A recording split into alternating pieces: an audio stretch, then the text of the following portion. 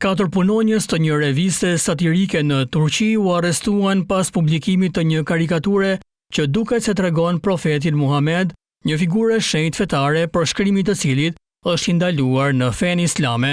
Ministri i Brendshëm i Turqisë, Ali Yerlikaya, e dënoi vizatimin në revistën satirike turke, duke njoftuar se kryeredaktori, dizajneri grafik, drejtori institucional dhe karikaturisti ishin arrestuar.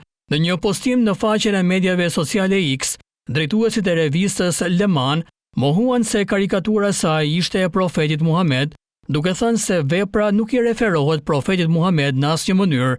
Policia u dislokua në Stamboll të hënën, ndërsa qindra njerëz protestuan kundër publikimit. Protestuesit u mblodhen jashtë zyrave të Leman duke brohoritur slogane të tilla si dhëm për dhëm, gjak për gjak. Një korrespondent i agjencisë së lajmeve AFP raportoi se kishte parë plumba gome dhe gaz dosjellës që u qelluan për të shpërndarë turmën e protestuesve. Ministri i Drejtësisë i Turqisë tha se një hetim ishte nisur nga zyra e kryeprokurorit publik për hyrje publike të vlerave fetare. Karikatura ose çdo formë e përfaqësimit vizual të profetit ton jo vetëm që dëmton vlerat tona fetare, por dëmton edhe paqen shoqërore, shkroi Yilmaz Tunç në rrjetin social X.